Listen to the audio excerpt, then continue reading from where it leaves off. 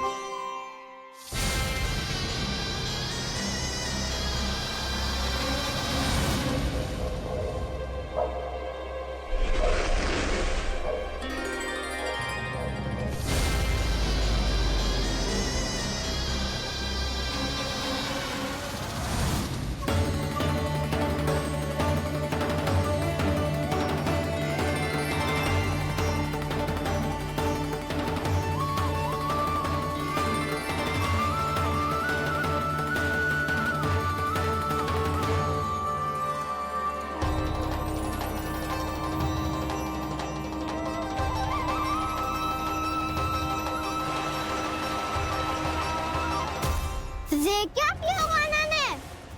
कालिया नाग तो उसे देखते ही निकल जाएगा।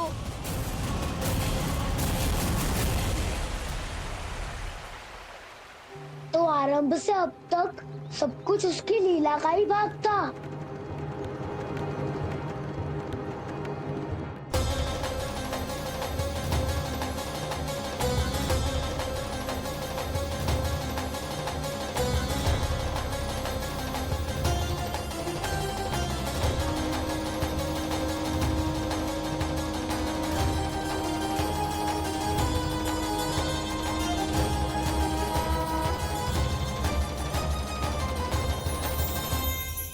इतना सुंदर रूप, मन मोहने वाली मुस्कान, अद्भुत तेज और भगवान जैसी दिव्यता।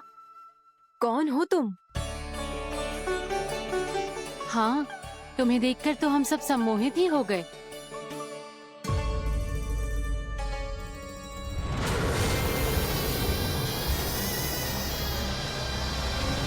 तुम जो भी हो बालक, वापस लौट जाओ। हमारा हृदय तुम्हें ही देखते रहना चाहता है, किंतु यदि हमारे पति जाग गए तो तुम्हें अवश्य हानि पहुंचाएंगे। ये बहुत विषैले है बालक, कालकोट जैसे भयानक। इनके विष से तुम नहीं बच सकोगे। नंदराज, कालिया नाग के विष का प्रभाव बढ़ते ही जा रहा है। पहले 8 कोस तक उसके विष का प्रभाव था, अब तो 1 योजन से अधिक क्षेत्र में फैलो है। जल पीने के प्रयास से अनेक पशु मारे गए हैं और नदी के निकट के वृक्ष और वनस्पति सब नष्ट होने लगे।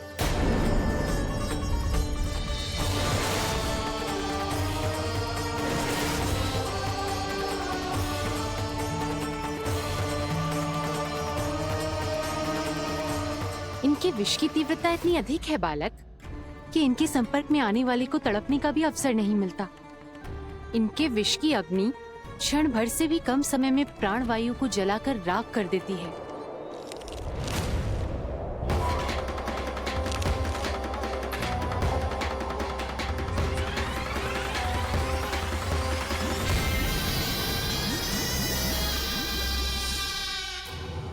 तब तो समस्या और भी गंभीर हो जाएगी। मैंने तो सुनो है कि कालिया नाग कम से कम 2 योजन लंबा है, सैकड़ों फन है उसके।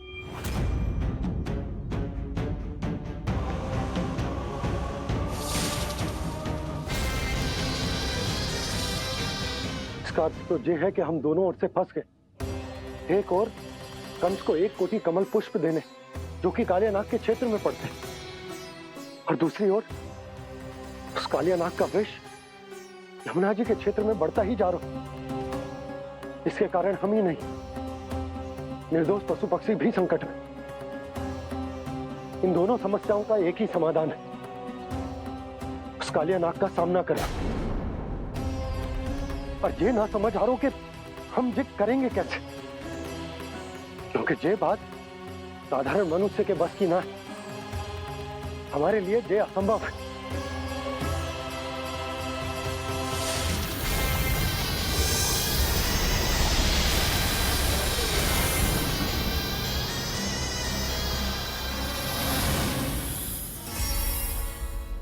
अब तो तुमने अपनी आंखों से भी देख लिया बालक, ये कितने विषैले हैं। नींद में भी विष उगलते हैं। इससे पहले कि तुम्हें कुछ हो जाए, चले जाओ यहाँ से। मान लो हमारी बात। आप सब मुझे जानती भी नहीं और फिर भी मेरी इतनी चिंता कर रही हैं आप। माँ की ममता भेदभाव नहीं जानती। तुम भी किसी के पुत्र हो और हम सब भी माँ हैं। एक माँ को हर बालक में अपनी ही संतान दिखाई देती है। इसलिए हम तुमसे विनती करते हैं, वापस चले जाओ, बचा लो अपने प्राण। मेरी चिंता मत कीजिए, मुझे कुछ नहीं होगा। होगा, अनर्थ होगा यदि ये उठ गए तो।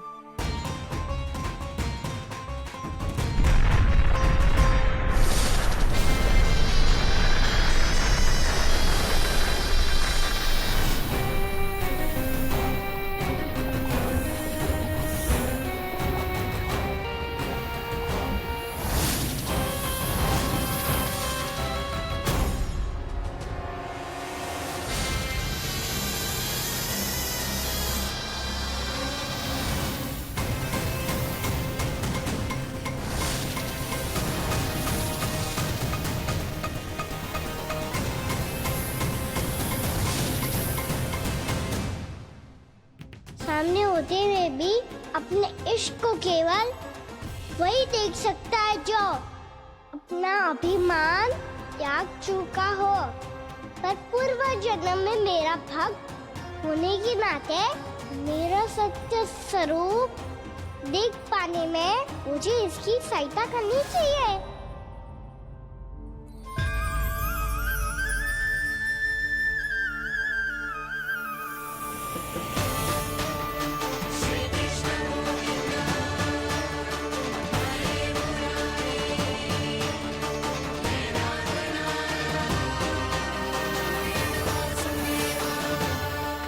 देखो हमारा छोटा सा कान्हा कैसे डट के खड़ा हुआ है।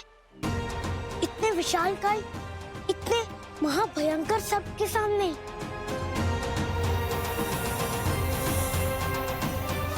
ये कोई भगवान नहीं है जो इसके सामने हाथ जोड़ रही हो तुम सब।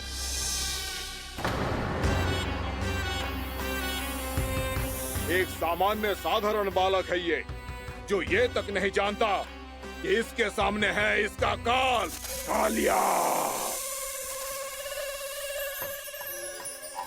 तू कौन है बालक? मेरे इतने निकट आकर भी तू जीवित कैसे है? मेरी नहीं, अपनी चिंता करो कालिया। बहुत मनमानी कर ली तुमने।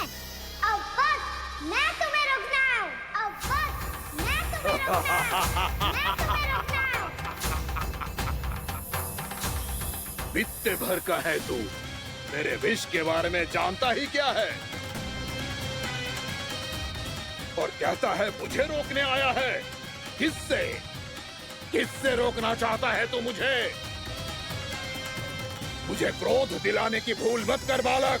अपनी फुंकार से ही तेरी इस मुस्कुराहट को अंतिम मुस्कुराहट बना सकता हूँ मैं। शीघ्र बता, कौन है तू और किसने भेजा है तुझे? तुम्हें आवाज भी है कि अपनी पुकारों से तुम कितना विष भूल चुके हो। पवित्र यमुना नदी को कितना दूषित कर दिया तुमने।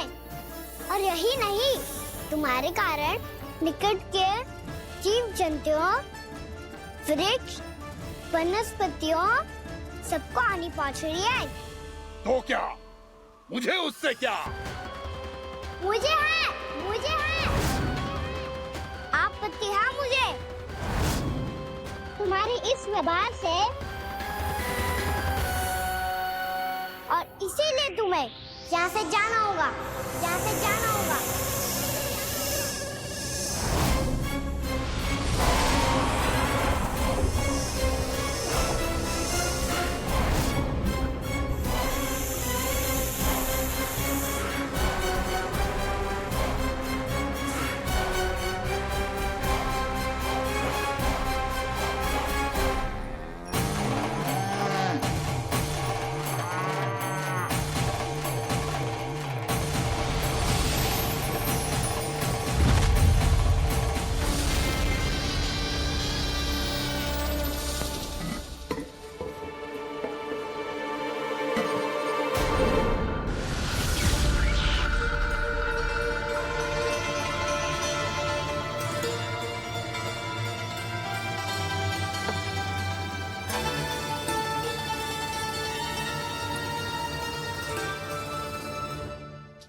मुझे आदेश देने का साहस भी कैसे किया तूने?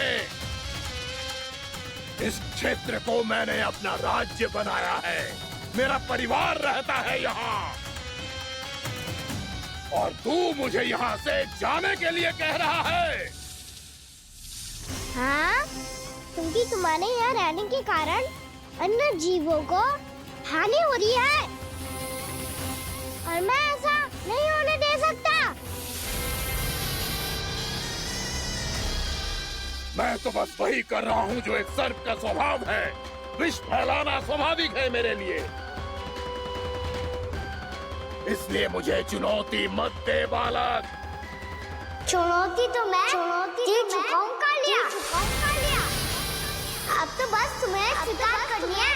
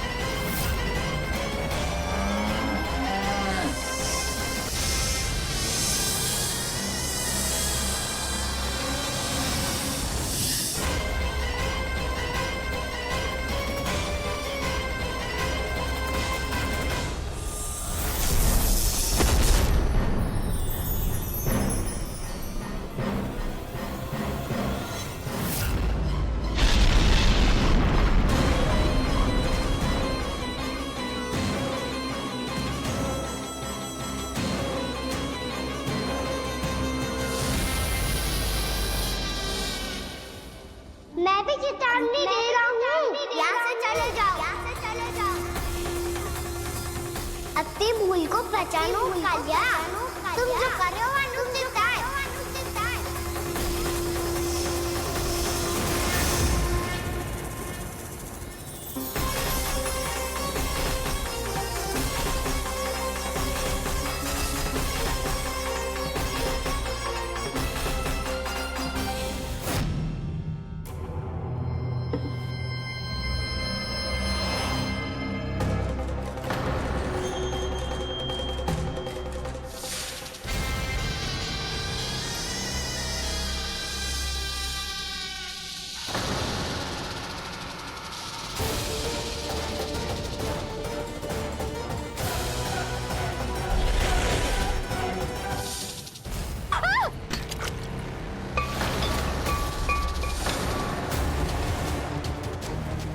अब मैं आता हूँ।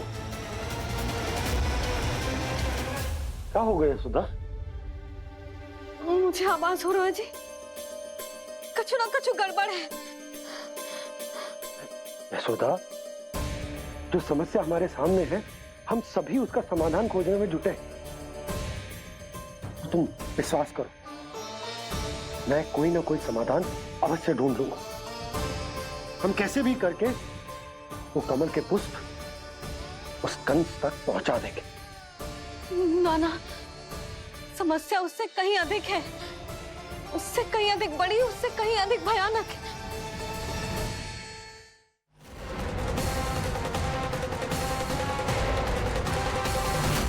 विस्की ये बूंद से ही सबके प्राण चले जाते हैं। इसने तो विस्की धारियां फेंकी है खाना पे। कान्हा कैसे बच्चे को अधिक विष से? इसका विष तो क्या, ये सर स्वयं भी छू तक नहीं पाएगा हमारे कान्हा को।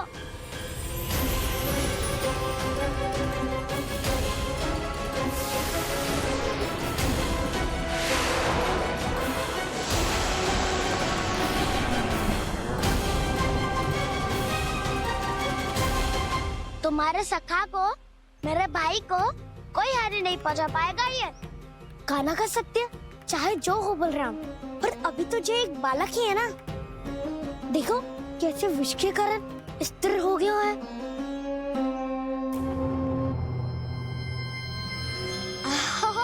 हाउ सर्फ ने कितनी आसानी से अपनी पूंछ से बांध लिया है। मुझे यहाँ से भगाना चाहता था ना तू? अब मैं तुझे दिखाऊंगा अपना सामर्थ्य।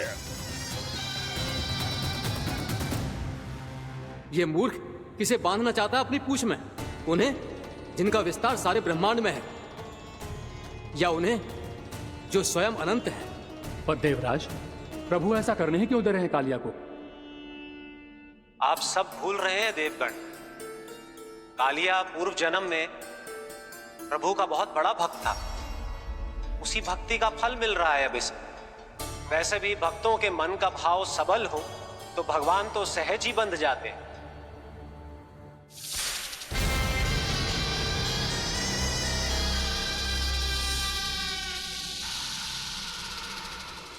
बलराम, तुमने ही तो कही थी कान्हा को कछु ना होगो। देखो उस दुष्ट ने चारों ओर से जकड़ लियो है।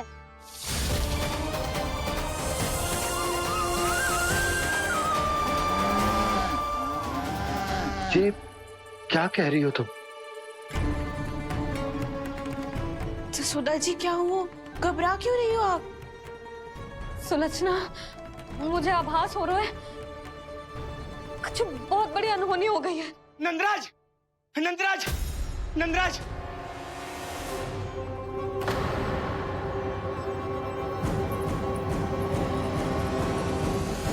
नंदराज, कान्हा ने जमदग्नि नदी में छलांग लगा दी है। कान्हा ने जमदग्नि नदी में छलांग लगा दी है। कान्हा ने जमदग्नि नदी में छलांग लगा दी है। कान्हा जमुना में कूद गया है। मुझे लगा था आज कछु गड़बड़ होने वाली है। मुझे आज कान्हा को ना जाने देना चाहिए था।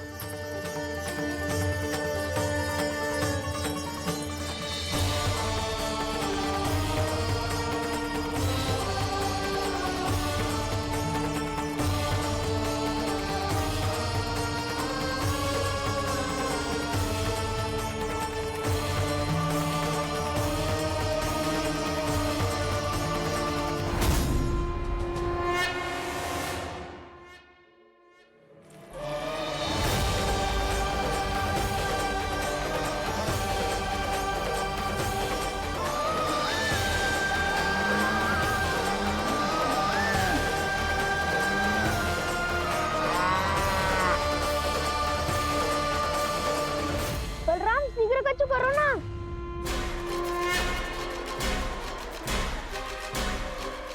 कछु भी करो पर कान्हा को बचाओ। नाग बहुत भयंकर है। कान्हा अकेले ना संभाल पाएगा इसे।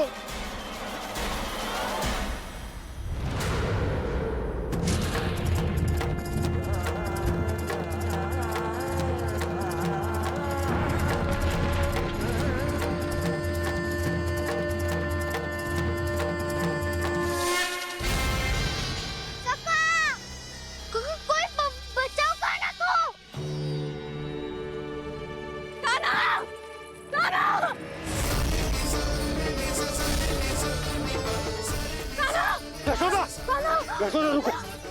छोड़ दो मुझे, प्लीज छोड़ दो मुझे। जीजी संभालो, बावली हो गई है। जीजी संभालो। कान्हा, कान्हा।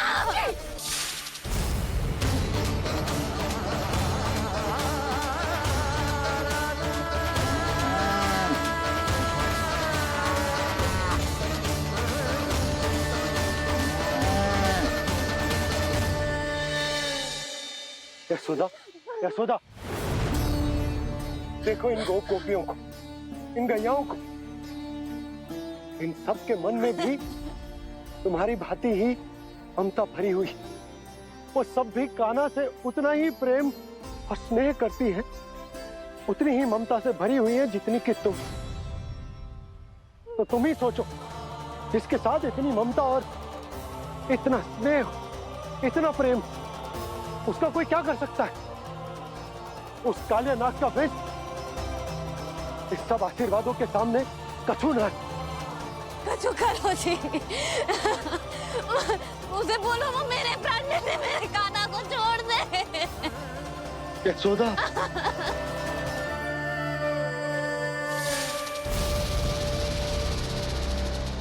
केवल इन्हीं में नहीं देवराज, नाग पत्नियों के हृदय में भी ममता का वही प्रेम उमड़ रहा है। देखिए। मैं आपके हाथ जोड़ती हूँ स्वामी, इस बालक को छोड़ दीजिए। ये अवश्य ही कोई दिव्य आत्मा है स्वामी। हम आपसे विनती करते हैं स्वामी, इस नन्हे बालक को हानि मत पहुंचाइए स्वामी। मेरी पत्नियां मेरे ही शत्रु के लिए विनती कर रही हैं। अब यदि इसके पक्ष में एक शब्द भी कहा तुम सबने, तो मैं इस बालक से पहले तुम सबके प्राण ले लूंगा। हो रहा प्रसन्न नाग कालिया, विजय को निश्चित जान। रोते बिलखते व्याकुल सब, संकट में देख कान्हा के प्राण।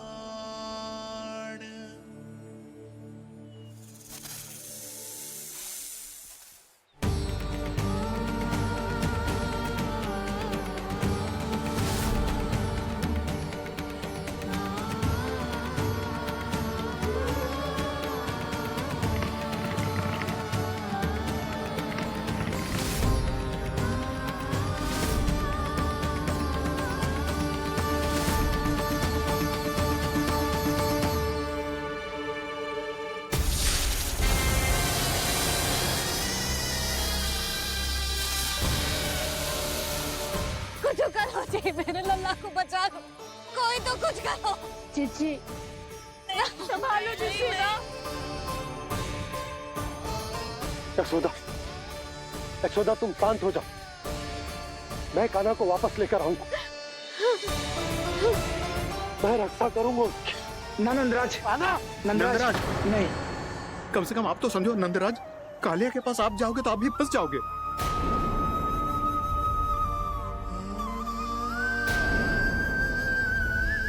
बलराम, तेरा भाई इतनी भीषण संकट में है और तुझे जरा भी दुख ना हो रहा? क्या आप सब अब तक नहीं समझ पाए कि कान्हा सच में कौन है? छोटे बाबा, आप तो उसका सत्य जानते हैं ना?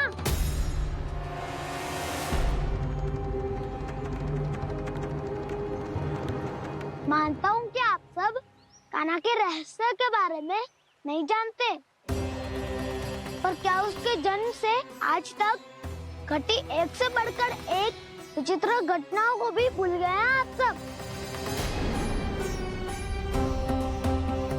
भूल गए हैं कि कैसी पूतना जैसी राक्षसी उसका कुछ बिगाड़ नहीं पाई, कैसे तरनावती जैसा भयानक राक्षस उसे एक खरोच भी नहीं दे पाया था।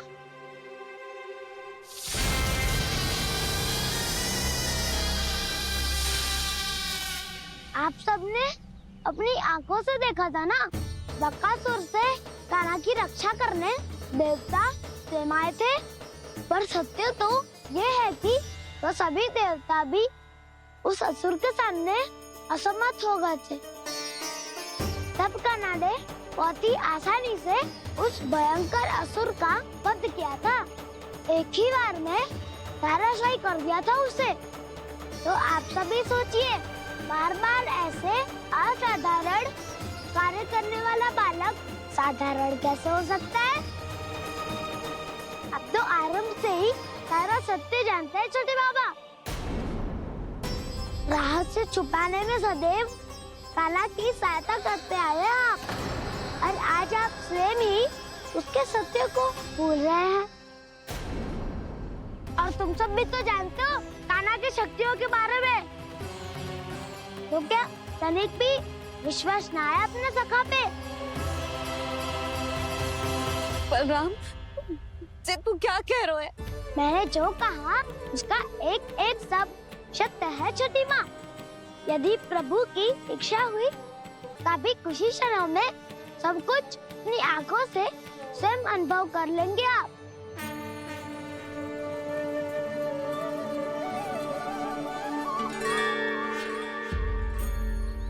शांताकारं भुजगशयनं पद्मनाभं सुरेशं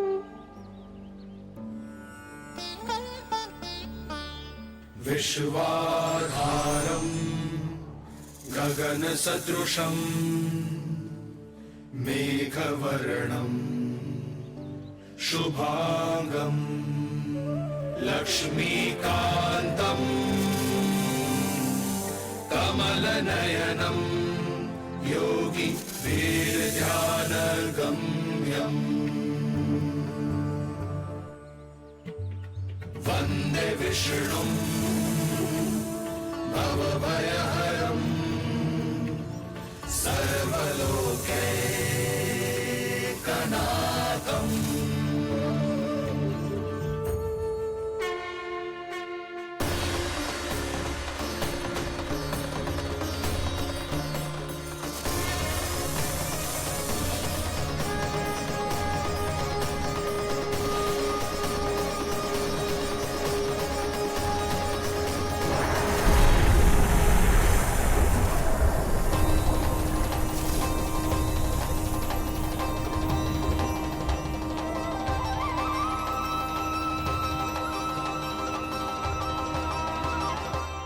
तुझे क्या लगता है बालक कि तू मेरी जगत से निकल गया तो अब बच जाएगा तू?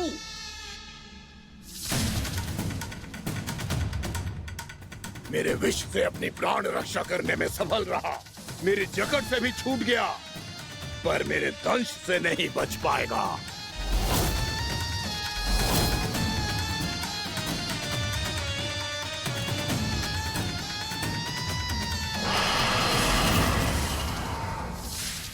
अब भय से भाग रहा है, पर मैं तुझे मृत्यु देकर रहूंगा।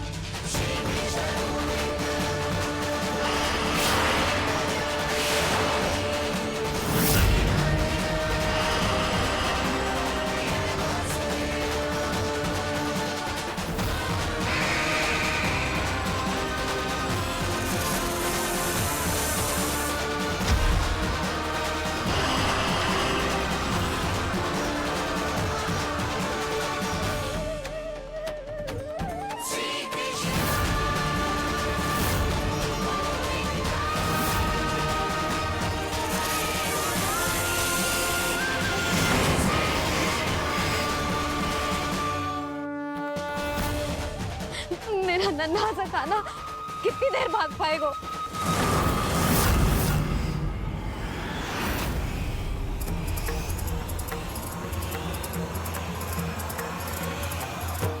और कितनी प्रतीक्षा करोगे मेरी भक्त कालिया? भक्त नहीं, काल हूँ मैं तेरा। जब अहंकार का मुकुट बुद्धि को ढक लेता है तो भक्त अपने भगवान को भी नहीं पहचान पाता। व्यर्थ की पहेली में मत उलझा बालक, ना मैं भक्त हूँ और ना तू भगवान।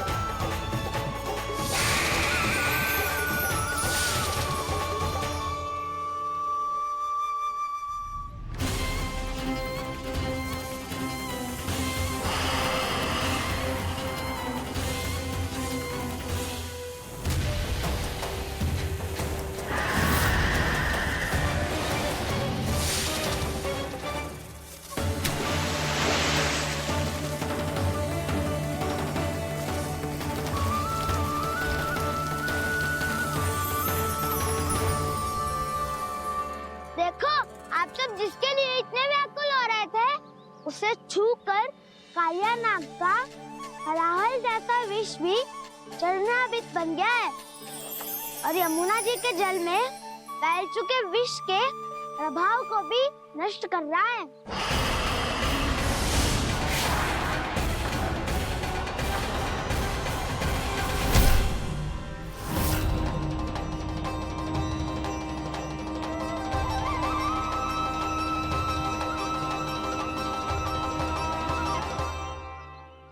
धर्म रक्षक, अधर्म विनाशक प्रभु श्री कृष्ण का कौशल सचमुच अद्वितीय है।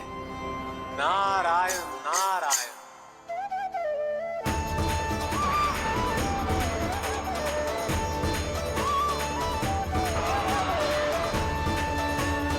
मेरा भार तुम्हारे भीतर के अहंकार का प्रतीक है कालिया। अब तुम्हारा अहंकार, तुम्हारा अभिमान मेरे पाँव के नीचे है और तुम्हारी पूंछ अर्थात तुम्हारे प्राण मेरे हाथ में। अब तुम क्या करोगे भक्त?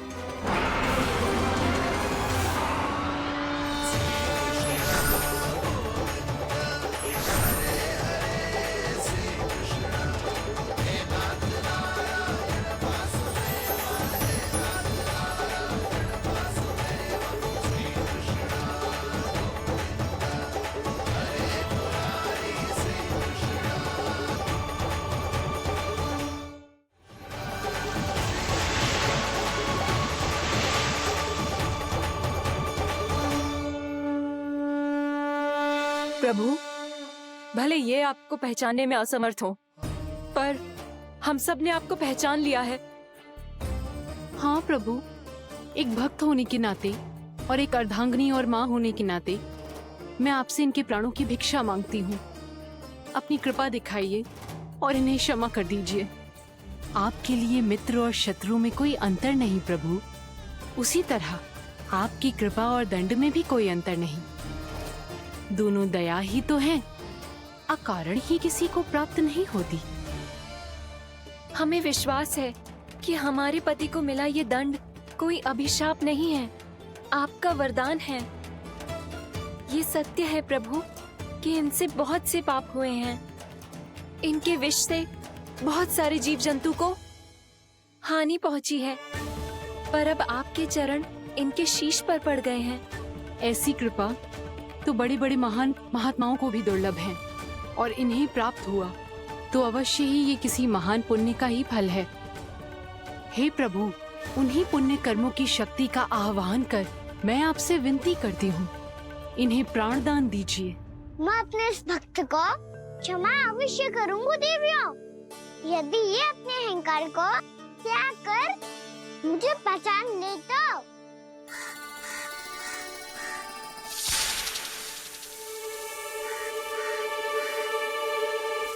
मैं तुम्हें श्राप देता हूँ, जितनी विषैली तुम्हारी जिह्वा है उतने ही विषैले सर्प बन जाओ तुम।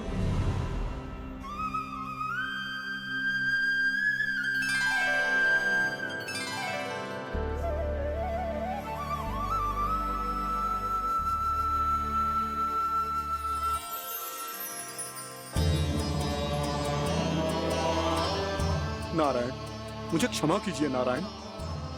मैं तो आपका परम भक्त था, किंतु मैं आपको पहचान नहीं सका।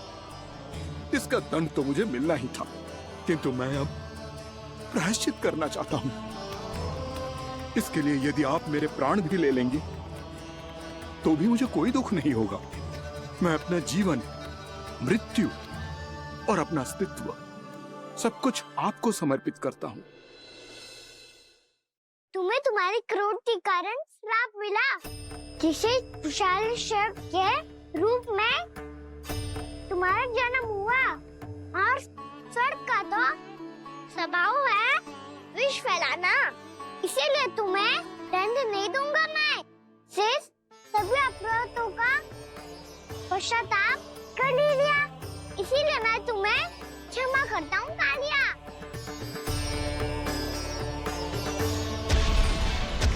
पर तुम्हें यहाँ से दूर समुद्र के बीच जाकर रहना होगा, जहाँ किसी निर्दोष का जीवन तुम्हारे विष से प्रभावित ना हो। मैं चाहकर भी आपकी इस आज्ञा का पालन नहीं कर सकता। मैं असमर्थ हूँ प्रभु, क्योंकि यदि मैं इस क्षेत्र को छोड़कर गया तो मेरी मृत्यु निश्चित है। आपसे क्या छुपा है प्रभु? आप तो जानते हैं कि सर्प जाति और आपके वाहन गरुड़ के बीच अनंत शत्रुता चल रही है, जिसका प्रारंभ नागों के द्वीप नागालय से हुआ था। उस द्वीप पर छोटे जीवों को निगल जाने के लिए सर्प थे और गरुड़ को सर्पों का स्वाद बहुत प्रिय था, इसलिए वो बार बार नागद्वीप जाने लगा था। पर इस कारण पूरी सर्प जाति उससे आतंकित हो गई थी, इसलिए जब भी गरुड़ वहाँ पहुँचता तो सभी सर्प छिपने लगते। जब गरुड़ को इसका आभास हुआ तो उसे बड़ा क्रोध आया और वो उत्तेजना में भरकर सर्पों का शिकार करने लगा। भूख ना होने पर भी उन्हें मारने लगा। अब सर्पों के प्राण हरना उसके लिए खेल बन गया था। इस भीषण समस्या का समाधान ढूंढने के लिए पूरी सर्प जाति महान सर्प वासुकी के सामने इकट्ठी हुई। हे महान वासुकी, हमारी सहायता कीजिए। नागद्वीप पर गरुड़ ने आतंक मचा दिया है। पहले तो वो हमें अपना भोजन बनाता था, लेकिन अब हम उसके खेल का साधन बन चुके हैं। भूख हो या ना हो, जब तब आकर वो हमारे प्राण हर लेता है। अनुचित हिंसा के इस प्रथा का आरंभ सर्पों ने ही किया है। पहले आप सबने पूरे द्वीप पर अधिकार कर लिया, फिर आहार के साथ साथ आनंद के लिए भी आप सभी ने निर्दोष जीवों की हत्या की। और जब सृष्टि का संतुलन बनाए रखने के लिए गरुड़ आपको अपना आहार बनाने आया, तो आप सब अपने प्राणों की रक्षा के लिए छिपने लगे। तो फिर गरुड़ का उत्तेजित होना तो स्वाभाविक ही था। नागनाथ, जो हमने अन्य जीवों के साथ किया वही अब हमारे साथ हो रहा है, परंतु ये भी तो सृष्टि के संतुलन के विरुद्ध ही है ना? अवश्य है, इसलिए मैं गरुड़ से चर्चा करूंगा। धन्यवाद प्रभु।